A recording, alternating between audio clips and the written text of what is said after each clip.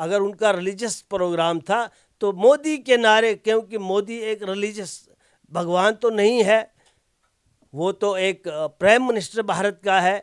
जैसे अगर कल राहुल जी प्राइम मिनिस्टर भारत के बनेंगे तो हम रिलीजियस प्रोग्राम में उनको शामिल करेंगे, ऐसा नहीं होता है। देखो, मज़हब अलग अलग है, ये हम मानते हैं, लेकिन मज़हब में सियासत को मिलाना मेरे ख्याल से अच्छी बात नहीं है। अस्सलाम वालेकुम, आदाब नाजरीन, आप देख रहे हैं शुभम चैनल में, आपका मेज़बान इदरीस फलाही। कांग्रेस जनाब अली के हवाले से अगर बात करें तो हमारे साथ शेख रियाज साहब हैं, जो कांग्रेस के हवाले से इस वक्त एक सीनियर लीडर की हैसियत से जनाब अली के अंदर काम कर रहे हैं, और इन्हीं के ज़रिए से और इनके साथ मुख्तलिफ इनके जो वर्कर्स हैं और जो डिस्ट्रिक्ट प्रेसिडेंट हैं, काफ़ी सारे एहतजाज भी किए। और साथ में 7 सितंबर का वाक़या है जब जन्माष्टमी थी, और उसी के साथ में कांग्रेस ने एक रैली निकाली। उसके बीच में क्लैश की वीडियो आई थी जो आप सब लोगों ने देखी। उसी सिलसिले में आज हम इनसे बात करने वाले हैं कि आखिरकार उस तरीके का प्रोग्राम क्यों रखा गया जिसकी वजह से मजहबी सेंटिमेंट्स को हर्ट हुआ है। तो इसी सिलसिले में आज इन्हीं के साथ बातचीत करेंगे और इनसे जानने की कोशिश करेंगे कि क्यों किसी के रिलीजन के फेस्टिवल के बीच में इस तरीके का प्रोग्राम रखा गया। सबसे पहले मैं आपका बहुत बहुत इस्तकबाल करता हूँ। शुक्रिया आपका इदरीस फलाही साहब। मैं आपसे ये जानने की कोशिश करूंगा, चूंकि आप पहले ही समझ गए होंगे कि मैं किस मुद्दे को लेकर आपके सामने आज आया हूं। मुद्दा यही है कि आपकी जो पार्टी इस वक्त कांग्रेस है, उस पर ये इल्ज़ाम है कि कांग्रेस के ज़रिए से जो है डोडा के अंदर मजहबी सेंटिमेंट्स को हर्ट किया गया है, और उस सिलसिले में आप क्या कहना चाहेंगे, ऐसा क्यों किया गया? देखिए, मैं आपको कहना चाहूँगा कि ये सिर्फ डोडा कांग्रेस का फैसला नहीं था, बल्कि ये एक नेशनल फैसला था।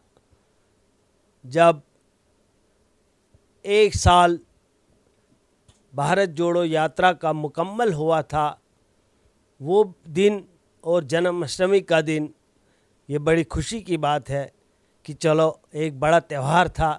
उसी दिन हमारा जो भारत जोड़ो यात्रा का एक साल मुकम्मल हुआ था, तो हाई कमान से एक फ़ैसला आया कि आपने पूरे भारत में हर डिस्ट्रिक्ट में एक यात्रा निकालनी है, पद यात्रा। तो हमें हाई कमान के फ़ैसले को स्वीकार करना था, तो उसी सिलसिले में हमने वो यात्रा निकाली। हमने डोडा डाक बंगले में अपने तमाम वर्कर को बुलाया, और वहाँ सिर्फ वर्कर वो लोग नहीं थे, बल्कि वहाँ हर कम्युनिटी के वर्कर थे, हर मज़हब के वर्कर थे। तो हमने वहाँ पे पहले तो वर्कर्स को अच्छी तरह से ब्रीफ किया, और हमें क्या मालूम था कि उसी टाइम जो मज़हबी जो यात्रा निकली, लेकिन हमारे साथ पूरी एडमिनिस्ट्रेशन का ताउन था, पुलिस साथ थी, सभी लोग साथ थे। जो हम पे इल्ज़ामात तराशे गए वो बिल्कुल बेबुनियाद हैं, क्योंकि आजकल के दौर में कुछ भी छुपा नहीं सकता इंसान, क्योंकि नेशनल मीडिया का दौर है, सोशल मीडिया का दौर है, वहाँ पे सब कुछ मौजूद है, पूरी मीडिया भी थी। और जब हम डाक बंगले से हमने यात्रा निकाली, तो हम पुरअमन तरीके से नारेबाजी करते हुए, राहुल गांधी के नारे देते हुए, राहुल गांधी जिंदाबाद, क्योंकि हमें खुशी थी, और खुशी की एक ऐसी लहर थी कि जो वर्करों के जज्बात को उभार रही थी। क्योंकि जो भारत जोड़ो यात्रा आपने देखी, उससे इतना फ़ायदा कांग्रेस को मिला, राहुल गांधी जी को मिला, क्योंकि वो एक मज़दूर तबके से मिले, एक गरीब आवाम से मिले, और एक यात्रा शुरू की जो उसी दिन मुकम्मल हो चुकी थी। तो उसी सिलसिले में हमने सेलिब्रेट किया था। तो हमने किसी भी मज़हब को किसी भी तरह की कोई तकलीफ़ नहीं पहुंचाई, बल्कि पुरअमन तरीके से डोडा डाकबंगले से बस स्टैंड और भारत रोड तक गए, वहाँ से फिर वापस पुरअमन तरीके से वापस आए। हमने किसी भी रिलीजन को हर्ट नहीं किया, बल्कि मैं एक बात आपको कहना चाहूँगा कि जो यहाँ डिस्ट्रिक्ट डोडा में हमारा भाईचारा है, वो एक ऐसा भाईचारा है कि वहाँ हिंदू मुस्लिम सिख ईसाई पहचाना नहीं जाता है। उस भाईचारे को कायम रखते हुए हमने आज तक भी उस भाईचारे को कायम रखा है और आने वाले वक्त में भी उस भाईचारे को हम कायम रखने की कोशिश करेंगे और करते रहेंगे। उस भाईचारे को किसी भी किस्म की कोई ठेस नहीं पहुंचने देंगे। ये कांग्रेस पार्टी का काम है।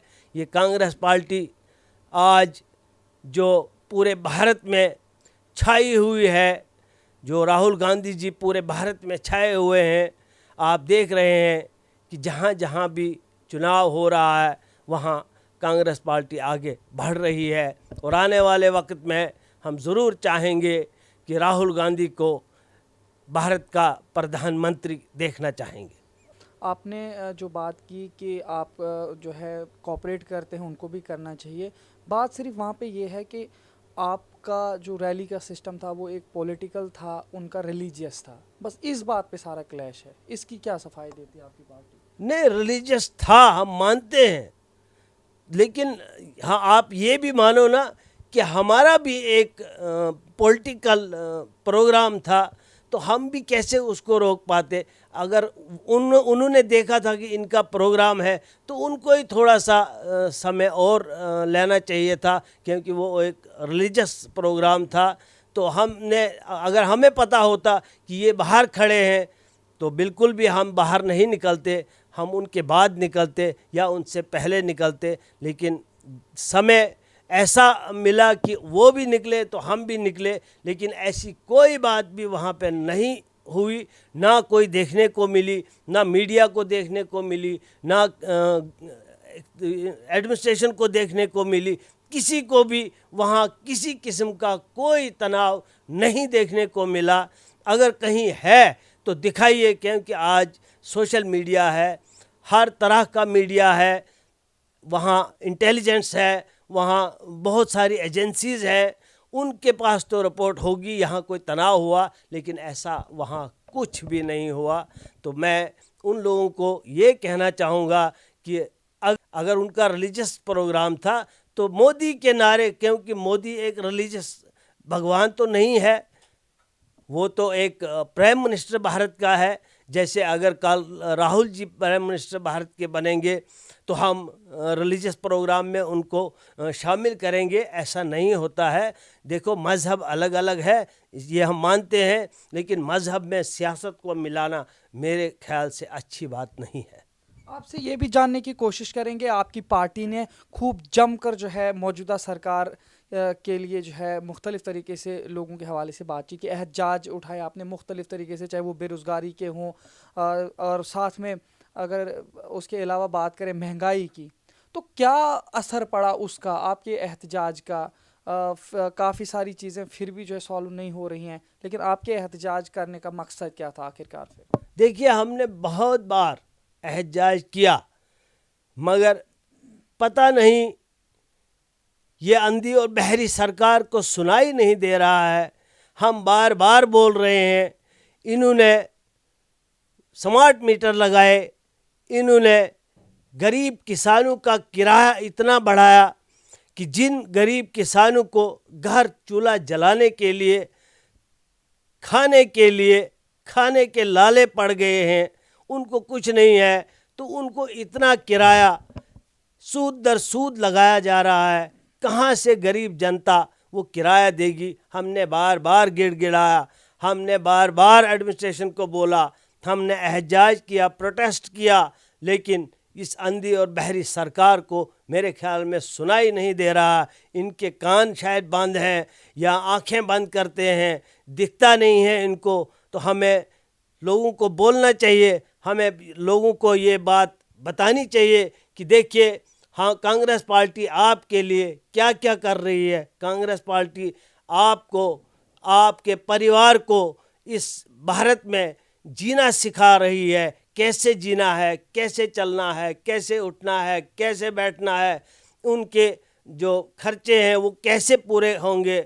जो बिल्कुल हमारी मैं अपनी डिस्ट्रिक्ट डोडा की बात करूंगा, इतनी गुर्बत है, जबकि डिस्ट्रिक्ट डोडा में इतना जंगलात है, दरियाए चिनाब है। जब दरियाए चिनाब से बिजली पैदा होती है तो क्या डिस्ट्रिक्ट डोडा के लोगों को हक नहीं है कि उनको फ्री में बिजली दी जाए?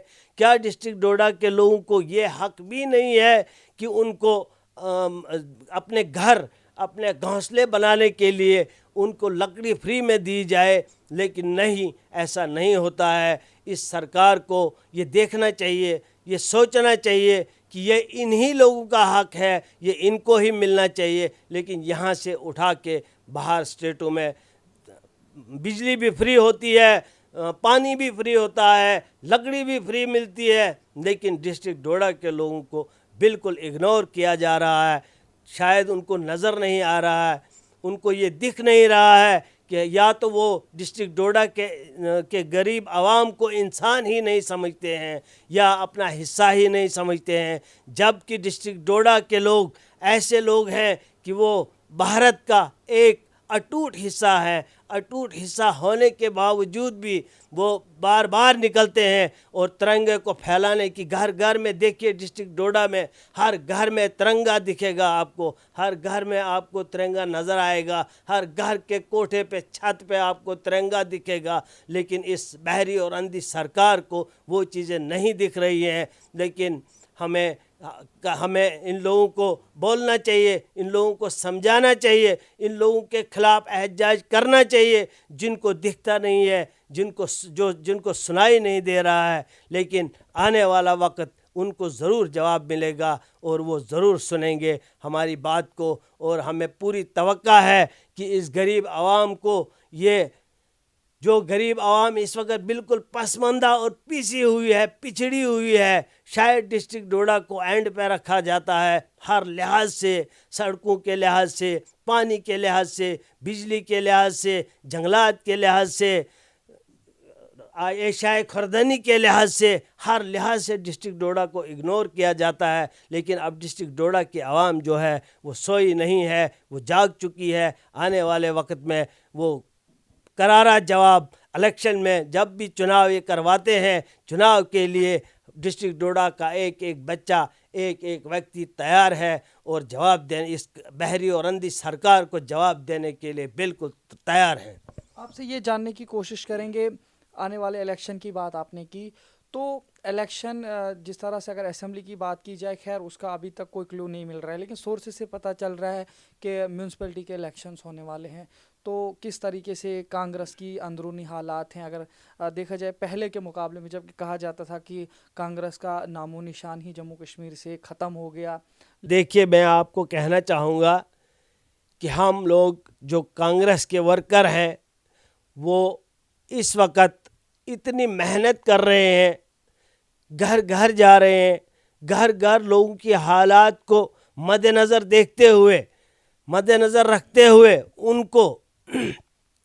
उनको एक अच्छी, सच्ची और अच्छी बात बताने में बिल्कुल लगातार लगे हैं और घर घर जा रहे हैं, एक एक व्यक्ति के साथ मिल रहे हैं। ये अंदरूनी कांग्रेस की पॉलिसी है कि घर घर जाओ, गांव गांव जोड़ो, क्योंकि गांव जब जुड़ेगा तो भारत जुड़ेगा, डिस्ट्रिक्ट जब जुड़ेगा तो भारत जुड़ेगा, तहसीलें जब जुड़ेगी तो भारत जुड़ेगा। लेकिन तब ही जुड़ेगा जब हम फिलहाल अपने गाँव को जोड़ेंगे और गाँव से गाँव को जोड़ने की कोशिश में हम पूरे अपने समय लगाते हैं, पूरा रात दिन हम मसरूफ़ रहते हैं कि हमने इस भारत को एक ऐसा भारत बनाना है कि यहाँ का कोई भी व्यक्ति गरीब नहीं नज़र आना चाहिए, यहाँ का कोई व्यक्ति ऐसा उस हालात में नहीं नज़र आना चाहिए जिस हालात में इस सरकार ने उन गरीबों को पहुंचाया है। हम इस गरीबी की सतह से गरीब को ऊपर उठाने की करने की कोशिश कर रहे हैं। वो हम ये वादे नहीं कर रहे हैं कि हम एक एक व्यक्ति को 15-15 लाख देंगे, क्योंकि वो सब साबित झूठ हुआ। वो सब झूठ और वो एक ढोंग था, जो ढोंग मोदी साहब ने रचाया था। लेकिन अब मोदी साहब की बिल्कुल भी नहीं चलेगी। अब लोगों को समझ आ चुकी है कि हमारे लिए कौन सी पार्टी ठीक है और कौन सी पार्टी हमें धोखा दे के चली गई, कौन सी पार्टी हमें बार बार हमें इन लोगों के जज्बात को दबाने की कोशिश कर रही है। लेकिन अब हमारे डिस्ट्रिक्ट डोडा के लोगों के जज्बात उभर गए हैं, उनको समझ आ गई है, उनको पूरी तरह से ये समझ आ गई है कि हमें इस भारत को कांग्रेस ने चलाया है। इस भारत को आज तक कांग्रेस ने 4 चांद लगाए हैं और कांग्रेस ही इस भारत को चला सकती है, बाकी किसी की मजाल नहीं है। तो देखिए, ये इनके सियासी बयानात थे और ख़ास तौर से जो इंटरव्यू हुआ था सनातन धर्म सभा की जानिब से एक प्रेस स्टेटमेंट आई थी, और ख़ास में बाद में जब मालूमात हुई तो वो भारत जोड़ो यात्रा के हवाले से कांग्रेस पार्टी की जानिब से एक रैली हुई और उसी सिलसिले में एक क्लैश के हवाले से बातचीत हुई थी। उसी सिलसिले में पूरी जानकारी आप तक पहुंचाई कांग्रेस के इन रहनुमा के ज़रिए से, जो आप तक पहुंची। अब आप का इन तमाम चीज़ों पर क्या कहना है आप भी तबसर में बता सकते हैं। देखते रहिए शुभम चैनल। अपने मेज़बान इदरीस फलाई को दीजिए इजाज़त, मज़ीद पेशकश करेंगे। तब तक के लिए अल्लाह हाफ़िज़।